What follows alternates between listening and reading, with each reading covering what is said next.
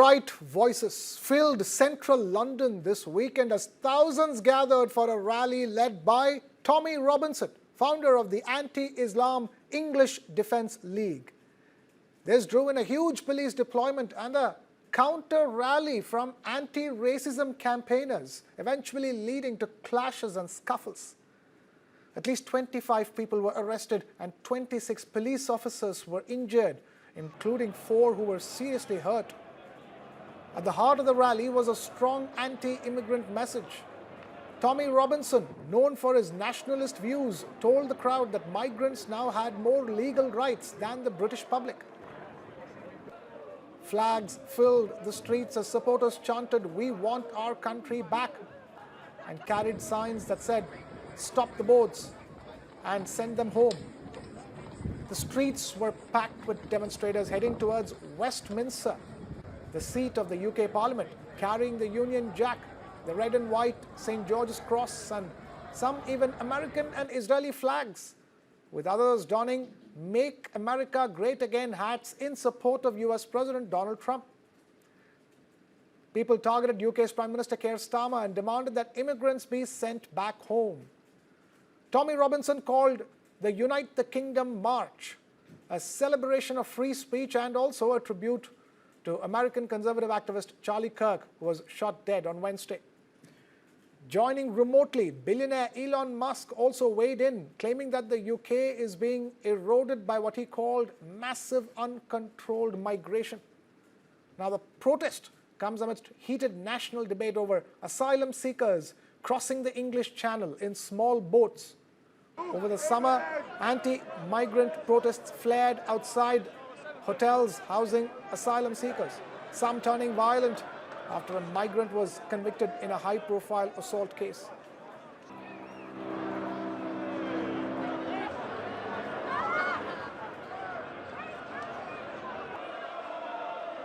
It is very important. They need to stop illegal migration into this country. It's tearing us apart. You know, we've got people here, the veterans, our veterans that fought for us and for our freedom, lying on the streets with nowhere to go. But you pop in, get rid of your documents, and you can have a 4-star hotel, free board and lodge. It is very important. They need to stop illegal migration into this country. It's tearing us apart. You know, we've got people here, the veterans, our veterans that fought for us and for our freedom, lying on the streets with nowhere to go. But you pop in, get rid of your documents, and you can have a 4-star hotel, free board and lodge. I think the current government is a disgrace. It's taking away our liberties and making up things as they go along. I've never seen a government so disorganised. Well, it's important to march for our freedoms. There's people who've marched before us, and you know, we want to be able to live in a democratic society. As an education, I think we have to welcome everyone. The idea of hate is divided us, and I think the more that we welcome people, the stronger we are as a country. And now we have News9's Shweta Kothari joining us live from London. We also have Pramit Pal Chaudhary, head of South Asia of the Eurasia Group, with us on the broadcast, and Dr. Amalendu Mishra, Professor of International Politics at Lancaster University, with us. Thank you, all of you, for being with us. Shweta, I'm going to begin with you. You're in London. Talk to us, how much have these protests affected normal life in London, considering that there are not one but 2 sets of protests, one led by Tommy Robinson and the other led by anti-racism campaigners? Well, Krishna, I can tell you that the entire Parliament Square, the Westminster Square, up until Waterloo were affected as of yesterday. I happen to be in Parliament Square, where anywhere north of 110 to 150,000 people joined in the protest. Now, in my living memory, I've never seen so many British people out on streets. And I can tell you that for hours and hours, they tried to march towards, Southall, which is where the rally was to conclude. I'm talking about the anti-fascist rally, which saw about 150,000 people and clashes therein happening right in front of our eyes. Now, that was one rally, but then there was another rally in which about 5,000 people also joined. This was the anti-fascist rally that happened simultaneously. So the streets were completely crowded. The entire area around Westminster was crowded to a point that the Westminster Underground tube had to be closed down temporarily towards the end of the evening. So, the kind of scenes that we saw unfolding in the UK on streets were incomparable. And there were people carrying placards which talked about making Britain great again. And it was scary because, many of them were predominantly white men as well as women. So it'd be unfair if I say there were no women there. I saw veterans, I saw people out on streets in large numbers, and the scenes were quite scary. So they were talking about making Britain great again, and chants like "Who Street, Our Street," Tommy, because they were there to support Tommy Robinson, whose speech concluded later in Southall at about 6 p.m. London, Greenwich Meridian time. So the scenes were quite scary. Scary scenes on the streets of London. But quickly, Shweta, how is the situation right now, in terms of traffic, in terms of mobility, in terms of movement? The situation is now stable, Krishna. I think by the end of the day, by about 8 p.m., the situation was quite stable to the point where the tube that was closed down in certain areas temporarily, people were moving towards their various destinations. Crowds had gathered early in the morning. By 1 p.m., they had swelled up near Westminster Abbey, but by 8 p.m., they were all back to their homes. But, the damage was done. We heard of about 26 policemen who were beaten up, who were, roughed up. Many were seriously injured. About 4 were seriously injured. About 25 protesters were also taken into detention. So it did become quite intense at some point, but by evening, the situation had normalized. Okay. Stay with us. We also have Dr. Amalendra Mishra, Professor of International Politics at Lancaster University, with us on the broadcast. To Professor Amalendra Mishra, unprecedented scenes on the streets of London, isn't it? Not really, because this is something that has been doing for quite some time now. Now let's look at the facts. The reason why United Kingdom came out of the European Union, because it didn't want the immigration, illegal and otherwise. So what we have seen in the last 7 years is that despite sort of having its own borders in control, it has not been able to stop those boats that the reporter mentioned about a little earlier. And there is a kind of palpable anger on the streets as well. I mean, it is not just London, but throughout Britain, you can see that the asylum seekers are more or less living in some kind of luxury, whereas people who are really sort of marginal, down and out white people, they haven't got homelessness that you can see everywhere. So it speaks to a specific kind of audience, lower middle England, and that is the reason why you saw those 150,000 people come out into the open and make their voices clear. And there are two things here. And we can also see that the Reform UK party led by Nigel Farage is sort of speaking the language that is kind of appealing to the Middle England and mainstream England to some extent. So this is going to become very normal from now on. And there is also continental support to that. You see far right rising in places like Hungary, in Austria, Netherlands, and France as well. So this is indeed something that is going to become more and more common. Okay, stay with us. Let me just take us across to Pramitpal Chaudhary. That's, in a nutshell, what is going on, isn't it? This is a turn, a pivot in Europe, across Europe and the United Kingdom. Yes, we're seeing the rise of a far-right politics, as has been mentioned earlier, in almost every major Western European country. France, Germany, to some degree Italy, definitely in England now, but even in places like Scandinavia and so on, where you've traditionally not had a major immigrant issue. It's partly the stagnant incomes of working class and lower middle class groups in many of these countries, very poor economic growth rates in Europe in particular. as well as, I think, I would argue, very poorly organized immigration policies.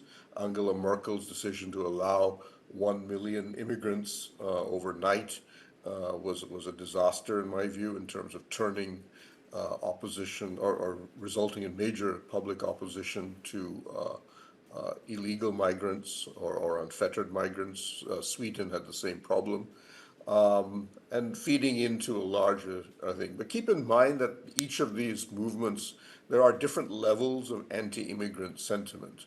A lot of it is about illegal migration, that the migration that does not come through a filtration system is what is triggering the most degree of anger. Denmark, for example, is a country that has had very controlled migration systems in place, and as a consequence, it has reasonably low anti-immigrant sentiment. But countries like Germany, for example, as I mentioned, which had almost had opened its door without any filters whatsoever, has now the highest levels of anti-immigrant sentiment in Europe. You could look at the YouGov polls, for example, earlier in the year. But even, for example, Tommy Robinson is interesting because Tommy Robinson is very much an Islamophobe. His focus is very strictly on Muslim migrants. He has actually said that he doesn't mind Indian Hindus, and he's a supporter, he's actually an admirer of Prime Minister Narendra Modi, and has said he has, in fact, called upon his supporters to defend Hindus if they are ever attacked. So you have different elements to the way migration is thought about, but the core element remains that illegal migration without filters, without a structure at a time when the economies of Europe are doing poorly, is feeding ultimately most of what we are seeing right now. And as others have correctly said, the mainstream conservative parties, who are being outflanked by these far-right parties on literally just one issue, which is immigration, are now being forced to turn around and support those similar positions. So we've seen Macron, for example, Merz in France, Merz in Germany, and so on, Meloni in France, in Italy, slowly taking up the same positions against migration, especially illegal migration, under the pressure of the far right. Right. Shweta, I'm going to ask you, you're in London. Can you tell us what is the chatter amongst Londoners is like? What is the chatter on social media? Because, you are talking about two sets of protests. It's not like, people in London have one opinion. You're setting two sets of protests. This is an issue, again, that is going to create polar opposites in terms of opinion making in London. 100%, Krishna.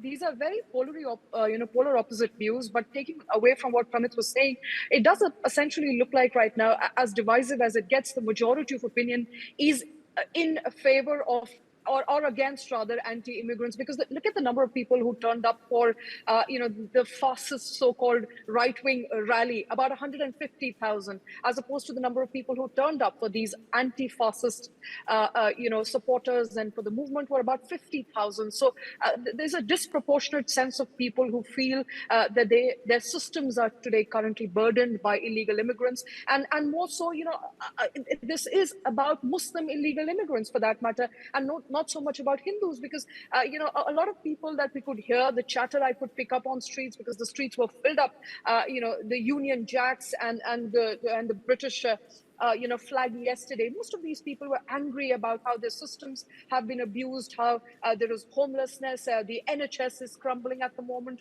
there's not enough support given to veterans, but at the same time, the government is happily taking in migrants, and especially illegal immigrants. So the anger, which essentially, it started with the protest about free speech. It started with the protest against all illegal immigrants. But essentially, when Tommy Robinson was speaking towards the end in Southall at about 6 p.m., it became about anti-Muslims. So there was a lot of Islamophobia. You could hear many of these chants about Islamophobia. It's also important to mention Elon Musk joined remotely, virtually. And interestingly, all he could talk about was toppling the government, taking over the parliament. So a movement which started with the sentiment of reclaiming England essentially ended with getting rid of all the institutions. So it did turn out to be quite the polar opposite of what it was to begin with. So a peaceful march not just became violent, but also became about anti-Muslims and taking over the government and toppling the government institutions. Right, Dr. Amalendu Mishra, Keir Starmer's government, when he came to power, was a historic turn of events for the UK. His government coming to power after back-to-back rules by the Tories. Now, his government is in trouble again.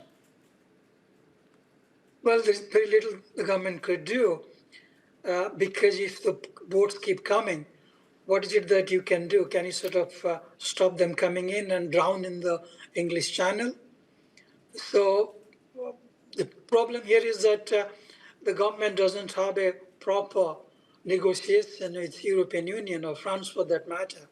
If it did, then France, which had until Brexit kept all the asylum seekers in France, could do something about it. Now, since the government doesn't have the leverage with European Union, the boats start coming in. And let's look at it from a kind of continental perspective as well. All the countries in the continent are not as humanitarian as United Kingdom in terms of providing a safe haven for those who are fleeing for whatever reason. It could be humanitarian, it could be economic, but Britain has been a soft target for quite a long period of time. And the reason why it didn't have such anti-illegal immigrant problem 6 years before is because it was kept under the wraps in France, Italy, Greece, and other places. Now, those countries are also experiencing quite a lot of anti-illegal asylum seeker policies or demonstrations or threats against these individuals. So they're kind of coming in their hordes to United Kingdom. So what the government could do, nothing much really, because we have a very, as all the panelists have highlighted, it is a democratic system.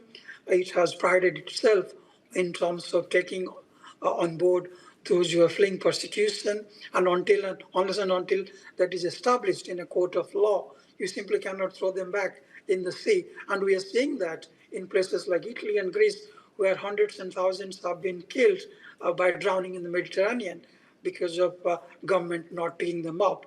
So the government of Keir Starmer is stuck in a scenario such as the devil in the deep blue sea, from which it cannot easily extricate itself out. The government cannot easily extricate itself out. Pramitpal Chaudhary, what is the way forward? Because we've seen the precedent that has been set in other Western European countries, but the UK, which has already been through the pangs of it with Nigel Farage already, is set to go through it again with Tommy Robinson. Well, Robinson, I think, remains a fringe group, but his ability to change the agenda, both for the mainstream Tory party, but most importantly for reform, is considerable and rising. Starmer's government has been marked by remarkable incompetence. I mean, it's not just on immigration. He has staggered from one crisis to another. His approval rating now, if I'm correct, is somewhere in the 22-23% level, one of the worst in the world, at least among major countries that this is measured. In comparison, for example, Prime Minister Modi is at between 58 and 72%, depending on the poll you're looking at. But he is only Macron, I think, of France is worse off than he is. And he's just lost his deputy prime minister. He's had to sack his ambassador to Washington, and the crises keep pending. It's a remarkable government that, at a time when an establishment system needs to show policy capability, Starmer is showing almost exactly the opposite. And since the Tory party itself, in many ways, disgraced itself in its own strange period between Boris Johnson and Liz Truss, you're seeing the gap, the vacuum that is being created, being filled in by Farage, who has no experience of government either, but just by sheer comparison is being able to fill that space, and his numbers are rising simply because the two establishment parties seem to be incapable of coming up with a solution. As others have mentioned, you need to be working out something with the European Union because the original source of this migration is in North Africa and the Middle East. You need to be working with the governments there. But that type of combined cooperative policy simply seems to be almost impossible for Europe to do. And since it faces both enormous economic problems, it has a war in the Ukraine, it is now facing effectively a guerrilla war coming out of Washington or the Trump administration. Europe is battered, but it has no leadership capacity to respond to even a single one of these problems, let alone all of them. All right, I'm afraid we'll have to leave it at that. Out of time here on the conversation. Dr. Amalindu Mishra, Professor of International Politics at Lancaster University, joining us live from Lancaster. Pramit Pal Chaudhary, Head of South Asia Eurasia Group, and News9's Shweta Kothari, joining us live from London. Thank you, all of you, for taking time out to be with us here.